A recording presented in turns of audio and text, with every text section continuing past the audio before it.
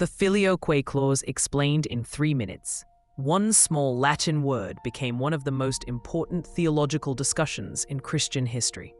In just 3 minutes, let's explore what the Filioque is, why it was added, why it was challenged, and why it still matters today.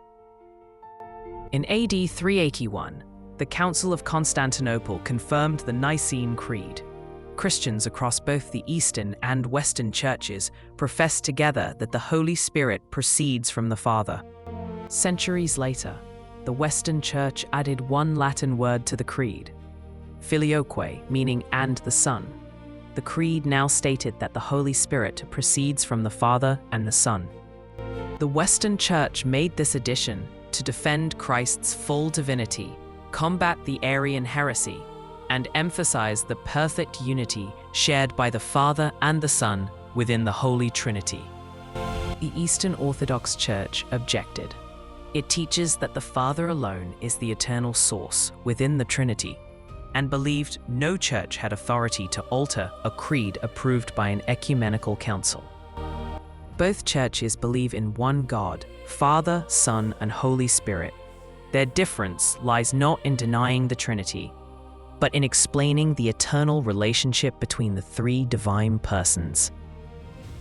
The Filioque debate was about more than theology. Differences in language, culture, church authority, and growing political tensions between East and West all contributed to the disagreement.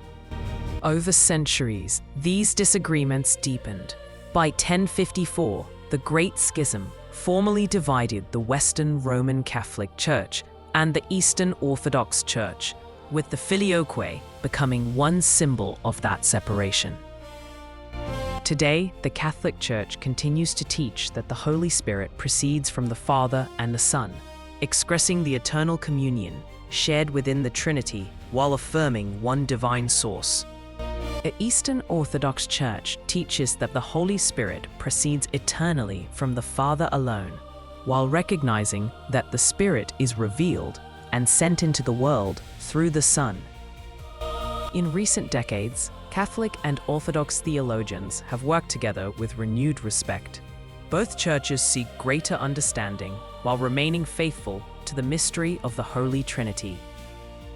Although important theological differences remain, Catholics and Orthodox Christians share Scripture, the ancient creeds, apostolic tradition, and faith in Jesus Christ. Dialogue today focuses on unity without compromising truth. The Filioque reminds us that even one word can shape centuries of Christian history. Yet it also reminds us that Christ prayed for his followers to be one, a hope that continues to inspire Christians today. Thanks for watching. If you found this video helpful, please like, subscribe, and share it with others. Leave a comment below with the next Catholic topic you'd like explained in 3 minutes. Until next time, God bless and keep learning with Teach Elite.